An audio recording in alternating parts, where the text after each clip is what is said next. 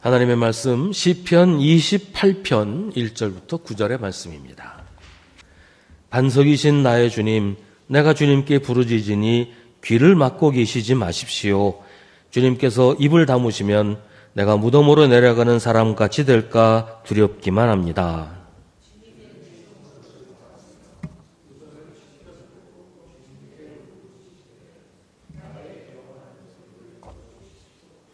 악인들과 사악한 자들과 함께 나를 싸잡아 내동댕이 치지 마십시오.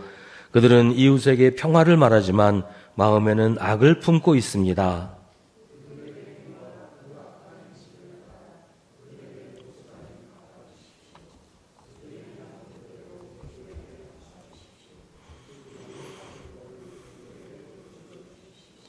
주님께서 하신 놀라운 일들을 대수롭지 않게 여기고 손수하신 일들을 하찮게 여기는 그들이 다시는 일어서지 못하게 멸하십시오.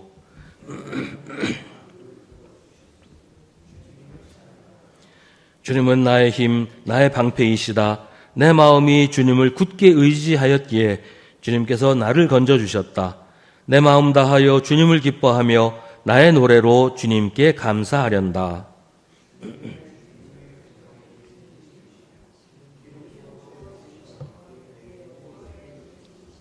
함께 읽습니다. 주님의 백성을 구원하여 주십시오. 주님의 소유인 이 백성에게 복을 내려주십시오. 영원토록 그들의 목자가 되시어 그들을 보살펴 주십시오. 아멘.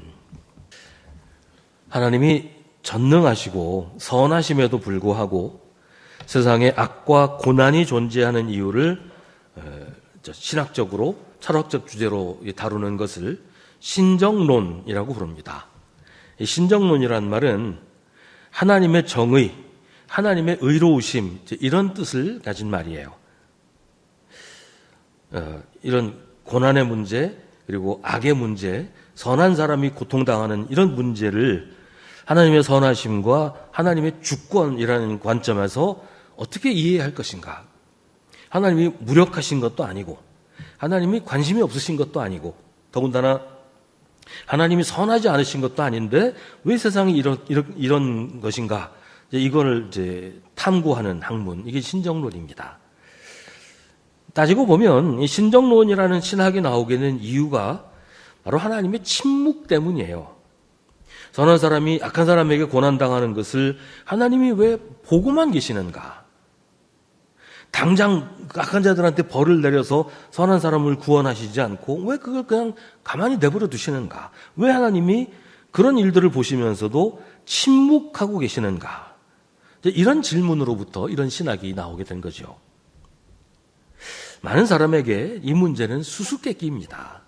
하나님의 침묵은 사람들을 답답하게 만들기도 했고 하나님의 선하심에 대해서 나아가서는 하나님의 존재에 대해서 의심하게 만들기도 합니다. 근데 이제 성경에는 하나님의 침묵하시는 장면이 많이 나와요.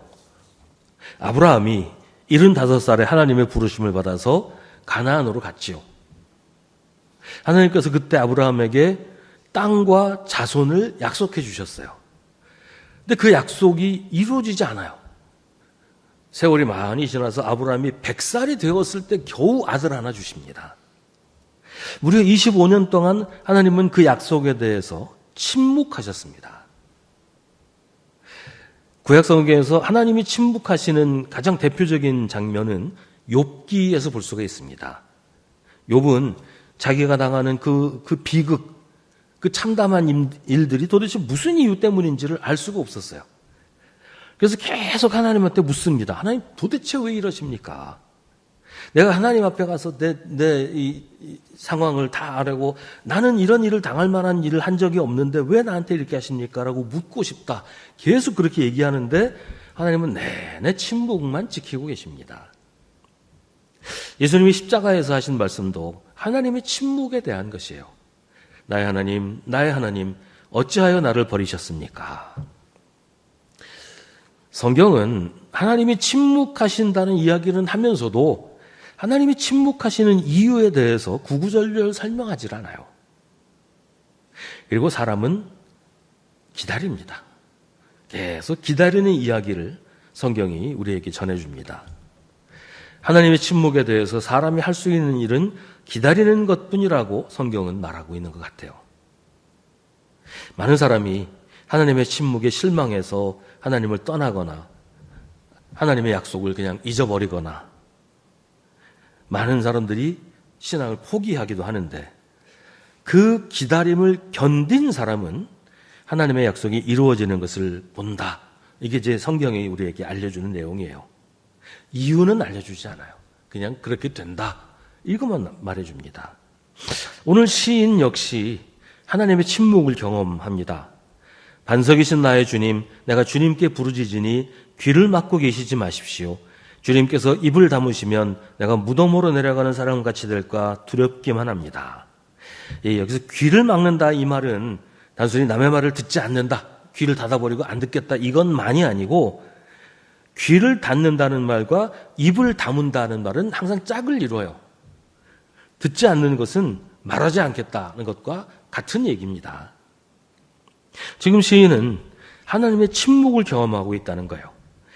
주님이 내 기도를 듣지 않으시는 것 같고 그러니 아무런 응답도 하지 않으신다. 그런 얘기입니다.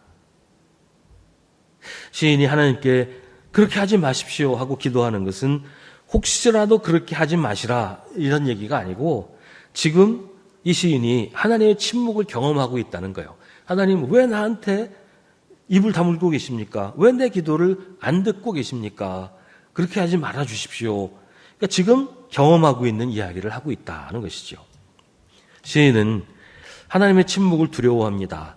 주님께서 입을 다무시면 마치 무덤으로 내려가는 사람같이 될까 두렵다고 합니다. 주님께서 입을 다무시면 마치 죽음과도 같은 두려움을 느낀다는 거죠. 주님 없이는 살 수 없는데 주님이 나의 생명이시고 주님이 나의 소망이신데 주님이 나를 향해 침묵하시면 주님이 내 기도에 귀를 닫아버리시면 주님이 나를 외면하시면 나는 살 수가 없다. 살 소망이 없어진다. 그런 얘기입니다.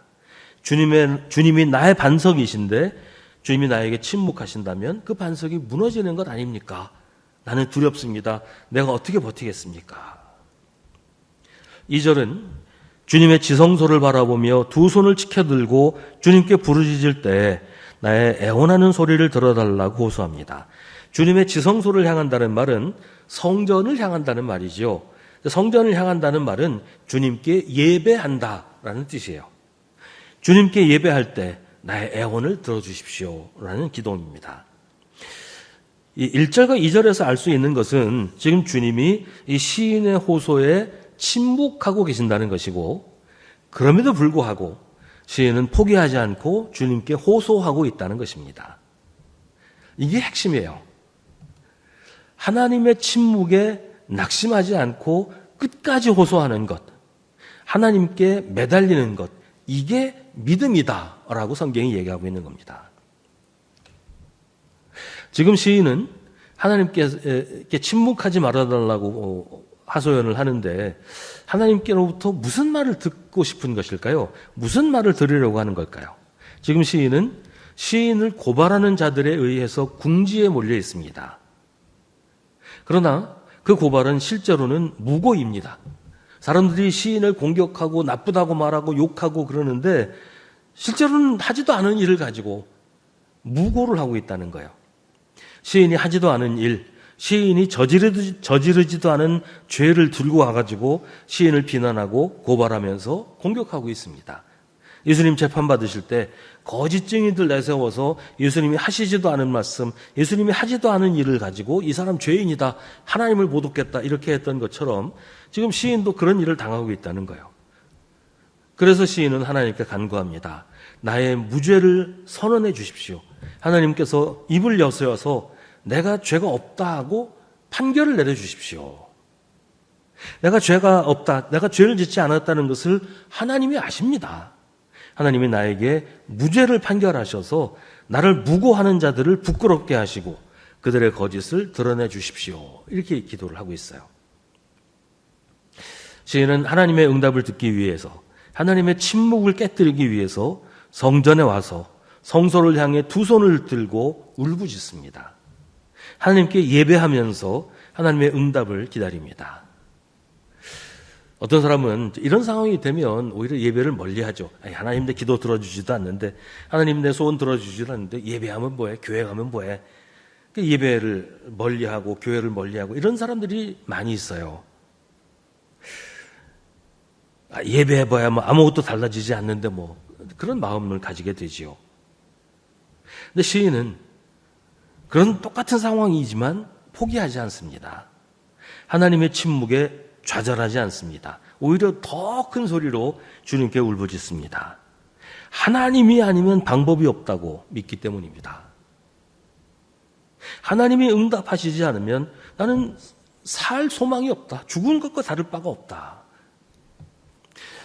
어느 날 예수님이 지나가시는데 눈먼 사람들이 예수님 지나가신다는 소리를 듣고 다윗의 자손이여 나를 불쌍히 여기소서라고 소리를 질렀어요.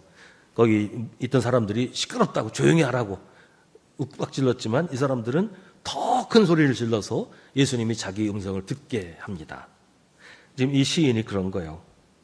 하나님이 듣지도 않으시는데 뭐 들어봐야 뭐 달라지는 거 아무것도 없는 건데 뭐 사람들이 비웃고 조롱하고 그럴수록 이 사람은 더 큰 소리로 하나님께 울부짖습니다.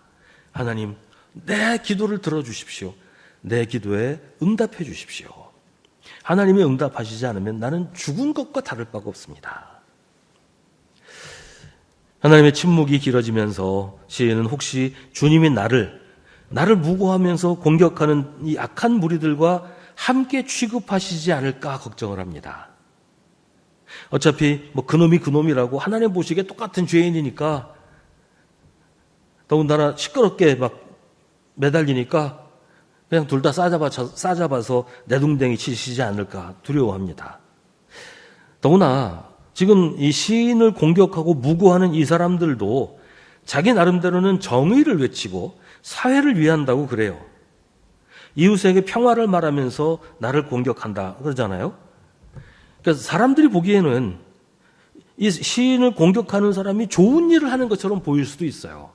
입으로는 평화를 얘기하고 사람들을 위한다고 얘기하니까요. 그러니까 그런 모습을 보면서 하나님이 혹시 착각하시지 않을까? 나보다 저 사람들을 더 인정하시지 않을까? 저 사람들하고 나하고 똑같이 내동댕이 치시지 않을까? 겁을 내죠. 그래서 나는 저들과 다릅니다. 나는 저들과 한 무리가 아닙니다. 라고 자신을 변호합니다. 여기에 이웃에게 평화를 말하지만 마음에는 악을 품고 있다. 이제 이런 표현이 나와요. 이건 이런 상황이에요. 예를 들어서 회사에서 문제가 생겼어요. 그 회사에서 좀 힘 있는 사람이 부정한 일을 했어요. 그래서 뭐 회사 돈을 가로챈다든지 직원한테 돌아가야 할 돈을 자기가 챙긴다든지 아무튼 뭐 이런 부정한 일을 했어요. 그래서 누가 그걸 알았어요. 그래서 문제 제기를 하고 이걸 공론화하려고 하니까 부정을 저지른 사람이 그가 가진 권력을 가지고 이 부정을 밝히려고 하는 이 사람을 공격을 해요. 이 사람은 지금 회사를 시끄럽게 만든다. 우리 회사 평화롭고 좋은 회사인데 이런 사람들이 물 흐리고 이런 사람들이 시끄럽게 만들고 직원들 선동해서 회사를 무너뜨리려고 한다. 뭐 이런 식으로 막 몰아붙인단 말이죠. 그러면 자세한 내용을 모르는 사람들은 그 힘 있는 사람의 말만 듣고 아이고 저 사람은 나쁜 사람이구나. 저 사람 못된 짓을 하는구나. 오히려 그 사람을 공격하고 그 사람을 미워하게 된단 말이죠. 뭐 꼭 회사가 아니더라도 뭐 동네에서도 그렇고 어떤 모임에서도 그런 일들이 드물지 않게 일어납니다. 그때 그렇게 잘못을 하고 그걸 덮으려고 하는 사람, 뭐 회사의 평화, 뭐 동네의 평화, 뭐 이걸 명분으로 내세우면서 불의한 일을 덮고 그걸 밝히려고 하는 사람을 밟아 누르는 이런 사람들을 가리켜서 이웃에게 평화를 말하지만 마음에는 악을 품고 있다. 이렇게 얘기를 하는 거예요. 오늘 선거가 있었지만 이 정치하는 사람들 중에도 그런 사람들이 정말 많은 것 같아요. 선거 때 되면 뭐 서로 다 상대방 약점들 밝혀내려고 막 난리잖아요. 그런 얘기 들어보면 자기들은 뭐 말로는 나라를 위한다, 뭐 국민들을 위한다, 뭐 이렇게 얘기를 하고 잘못이 하나도 없는 것 같은데 다른 사람이 비판하는 소리를 들어보면 전부 자기 입속만 챙기고 불의하고 부정하고 거짓말쟁이고 이런 게 다 드러나는 경우가 얼마나 많은지 모르잖아요. 오늘 시인도 그런 경우를 당한 것 같아요. 그래서 하나님께 호소합니다. 자기를 그런 자들과 같이 취급하지 말아달라고, 그런 자들에게 속지 마시라고 호소합니다. 그리고 그들의 행위와 그 악한 행실을 따라 그들에게 고스란히 갚아주십시오. 그들이 한 그대로 그들에게 갚아주십시오. 그들이 받을 벌을 그들에게 되돌려 주십시오. 라고 탄원합니다. 이 말은 누구를 저주하거나 정죄하거나 그러는 것이 아니고, 사람들은 속이고 사람들은 속아도 하나님은 정확하시니, 하나님은 모든 것을 다 아시니 하나님의 판단대로 공정하게 처리해달라, 그런 요청입니다. 더구나 그런 사람들은 주님께서 하신 놀라운 일들을 대수롭지 않게 여기고 손수하신 일들을 하찮게 여깁니다. 하나님을 우습게 하는 거죠. 이런 사람들이 계속 떠들도록 내버려둘 수는 없어요. 이런 사람들이 계속 사람들을 속이도록 내버려두면 결국 사람들도 이 사람들처럼 하나님을 우습게 보게 된단 말이죠. 그래서 시인은 하나님께 그런 자들이 다시는 일어서지 못하게 벌해달라고 탄원을 합니다. 시인은 자기의 개인적인 복수를 위해서 혹은 자기의 개인적인 원한을 풀기 위해서 이렇게 기도하는 게 아니에요. 그런 식으로 세상이 하나님을 떠나게 되지 않도록, 세상이 하나님을 우습게 여기게 되지 않도록 하나님께서 저들을 바로잡아 달라고 호소하는 겁니다. 지금까지 시인은 하나님의 침묵 앞에서 절박한 심정으로, 막막한 마음으로 기도하고 호소를 했습니다. 그런데 6절부터 갑자기 분위기가 바뀌어요. 6절은 애원하는 나의 간구를 들어주셨으니 하나님을 찬양하여라 라고 찬송합니다. 이 5절과 6절 사이에 무슨 일이 있었는지에 대한 설명은 없습니다. 하지만 하나님이 시인의 기도를 들으셨다는 것은 우리가 알 수가 있어요. 이 성경으로는 한 절 차이예요. 5절 다음에 6절 한 절 차이지만 아마도 긴 기다림이 있었을 거예요.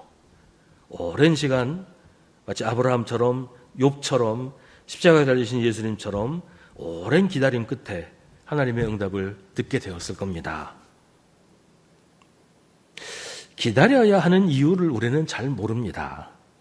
성경은 여러 가지로 설명하기는 해요. 로마서에서는 환난은 인내력을 낳고 인내력은 단련된 인격을 낳고 단련된 인격은 희망을 낳는다고 합니다. 히브리서에서는 여러분이 하나님의 뜻을 행하고서 그 약속해 주신 것을 받으려면 인내가 필요하다고 합니다. 야고보서에서는 여러분은 인내력을 충분히 발휘하여 조금도 부족함이 없이 완전하고 성숙한 사람이 되라고 합니다. 이런 말씀들은 모두 기다림을 통해서 믿음이 성숙해지고 또 단단해진다. 그래서 하나님의 더 큰 은혜를 받게 된다라고 알려줍니다. 맞는 말이에요. 구절절 다 맞는 말이죠. 근데 당장 지금 기다리고 있는 사람 입장에서는 이런 말씀들이 좀 막연하게 느껴지기도 해요. 도대체 언제까지 기다려야 되는가? 왜 기다려야만 하는가? 이 기다림의 끝에서 나도 아브라함처럼 욥처럼 예수님처럼 그런 결말을 맞이하게 될 건가? 이런 의심도 들죠. 전에 어떤 분이 저한테 하소연하시던 기억이 납니다. 이 사업을 하시는 분이었는데요. 너무 힘들다는 거예요. 마치 끝이 없는 터널을 지나는 것 같다. 언제나 돼야 이 어려움이 지나갈까 탄식을 합니다. 그때 제가 이런 얘기를 드렸던 기억이 나요. 터널이 아무리 길고 어두워도 분명히 끝이 있다. 반드시 밖으로 나가게 된다. 중요한 것은 그 터널 끝이 나올 때까지 참고 기다리면서 계속 가는 거다. 근데 그런 답답하고 어둡고 끝이 보이지 않는 그 긴 터널을 끝까지 참고 기다리면서 갈 수 있는 것은 그 터널 안에도 하나님이 계시기 때문이라는 거죠. 우리는 그 터널을 하나님의 침묵이라고 생각하기가 쉬워요. 하나님이 나에게 말씀도 안 해주시고 하나님이 길도 안 보여주시고 하나님이 나를 건져주시지 않아서 내가 여기서 깜깜한 데서 이렇게 헤매고 있어. 하나님이 침묵하시니까, 하나님이 외면하시니까 내 삶은 엉망이 되어버렸어. 이런 깊고 어두운 골짜기를 지나게 된 거 하나님이 나를 외면하시기 때문이야. 이런 생각을 많이 해요. 그래서 그때 우리 마음에 하나님에 대한 원망이나 의심이 생길 수 있어요. 오늘 시편 앞부분에서 시인이 노래했던 것처럼 하나님이 귀를 막고 계시나? 하나님이 왜 입을 다물고 계시지? 이런 생각을 하게 되는 거예요. 그때 우리가 기억할 것이 7절부터 나오는 고백입니다. 주님은 나의 힘, 나의 방패이시다. 내 마음이 주님을 굳게 의지하였기에 주님께서 나를 건져주셨다. 내 마음을 다하여 주님을 기뻐하며 나의 노래로 주님께 감사하련다. 어떤 상황에서도 하나님이 나와 함께 계신다는 믿음이 중요합니다. 어둡고 긴 터널에서도, 죽음의 그늘 골짜기에서도 주님이 나의 힘이시고 주님이 나의 방패이시고 막대기와 지팡이로 나를 건지시고 지키신다는 믿음, 이 믿음이 우리를 견디게 하고 버티게 하는 겁니다. 거기서도 주님을 굳게 의지하는 사람을 주님께서 건져주신다는 거예요. 주님은 주님의 백성에게 힘이 되시며 기름 부어 세우신 왕에게 구원의 요새이십니다. 주님을 믿고 기다리는 사람이 주님의 백성입니다. 주님의 백성을 주님이 건져주십니다. 모든 게 잘 풀리고 내 뜻대로 잘 될 때 하나님을 찬양하는 건 할 수 있을 거예요. 물론 이제 그런 때도 자기 자랑하느라, 자기를 내세우느라 내가 잘했지, 내가 훌륭하지 그러면서 하나님을 잊어버리는 사람도 많지만 잘 될 때는 찬양도 할 수 있고 감사도 할 수 있어요. 그런데 어두운 골짜기에서 끝없는 터널에서 하나님을 신뢰하고 의지하는 사람이 정말로 하나님을 믿는 사람이라는 거죠. 하나님은 거기서도 나와 함께 계시면서 나를 지키시고 돌보신다는 것을 믿는 것이 믿음입니다. 하나님을 믿는 사람을 하나님이 구원하십니다. 하나님이 침묵하실 때 우리에게 믿음이 필요합니다. 기다림과 인내는 하나님이 우리에게 주시는 기회이고 은혜의 선물입니다. 때로는 우리도 하나님이 우리가 부르짖을 때 귀를 막고 계시는 것 같고 입을 다물고 계시는 것 같다고 느낄 때가 있잖아요. 하지만 사실은 그때야말로 하나님이 나와 가장 가까이 계시면서 나를 지켜보고 계십니다. 무엇 때문에 하나님께서 침묵하시는지 우리는 알 수 없어요. 하지만 하나님은 우리를 위해서 침묵하고 계신다는 것을 우리가 기억하고 믿어야 된다는 말이죠. 하나님의 침묵은 우리에게 기다림과 인내라는 선물을 주시려는 하나님의 배려일 수 있습니다. 하나님은 우리를 구원하시고 복을 주시려고 우리의 목자가 되셔서 우리를 보살펴 주십니다. 오늘 시편 마지막 말씀이 그들을 보살펴 주십시오인데요. 이 말은 원래의 의미가 업고 가다라는 뜻이에요. 그러니까 보살펴 주십시오라는 이 말의 원래 의미, 히브리어 원래 의미는 업고 가다라는 뜻이에요. 우리가 긴 터널을 지날 때, 죽음의 그늘 골짜기를 건널 때 하나님은 귀를 막고 입을 다물고 우리를 외면하시는 것도 아니고 어떡하나 보자 우리를 구경하시는 것도 아니에요. 우리를 업고 그곳을 건너신단 말이죠. 이스라엘이 광야를 건널 때 하나님이 마치 아버지가 아들을 안는 것처럼 이스라엘을 품에 안고 광야를 건너셨다고 신명기는 말합니다. 마치 그런 것처럼 우리의 고난의 시간에 나 혼자 버려진 것 같은 막막한 순간에 하나님은 우리를 업고 그 시간을 지나고 계십니다.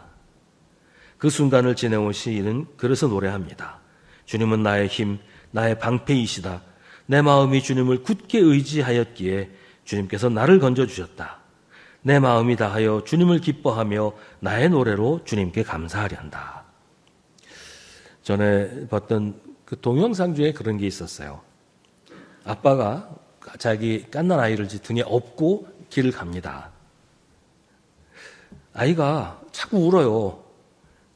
아빠가 안 보인다는 거죠. 그렇지 않겠어요? 아빠가 자기를 등에 업었으니까 아빠가 안 보이죠. 아빠 등만 보이는데 이 등이 아빠 등인지 뭔지 알게 뭐예요. 아이가 자꾸 울어요. 그래서 그 동영상에서는 아빠가 돌려서 아이를 이제 안고 가요. 안으니까 아이는 아빠 얼굴을 보고 빵긋빵긋 웃으면서 같이 갑니다. 마치 이런 것 같아요. 하나님이 우리를 업고 가시면 우리는 하나님이 안 보일 수 있어요. 하나님의 등만 보이니까 하나님인지 누군지 우리가 잘 모르잖아요. 그래서 하나님이 나를 외면하시나? 하나님이 나를 버리셨나? 하나님이 귀를 막고 계신가? 그냥 입을 딱 다물고 계시나? 이렇게 생각할 수 있어요. 근데 그게 하나님이 우리를 버리신 게 아니고 하나님이 우리를 등에 업으셨기 때문이다. 성경은 우리에게 알려줍니다. 하나님이 우리를 업고 우리의 고난의 순간에 혼자 버려진 것 같은 그런 막막한 순간에 우리를 업고 이 광야를, 이 터널을 지나고 계신다. 그래서 내 마음이 다하여 주님을 기뻐하며 나의 노래로 주님께 감사하련다. 이렇게 우리가 고백할 수 있게 되는 것입니다. 우리도 하나님의 침묵을 경험할 수 있어요. 그런 순간에 오늘 이 시편의 말씀을 꼭 기억하시기 바랍니다. 하나님은 지금도 그 순간에도 나를 업고 지나고 계신다. 하늘에 계신 우리 아버지, 아버지의 이름을 거룩하게 하시며 아버지의 나라가 오게 하시며 아버지의 뜻이 하늘에서와 같이 땅에서도 이루어지게 하소서. 오늘 우리에게 일용할 양식을 주시고 우리가 우리에게 잘못한 사람을 용서하여 준 것 같이 우리 죄를 용서하여 주시고 우리를 시험에 빠지지 않게 하시고 악에서 구하소서. 나라와 권능과 영광이 영원히 아버지의 것입니다. 아멘.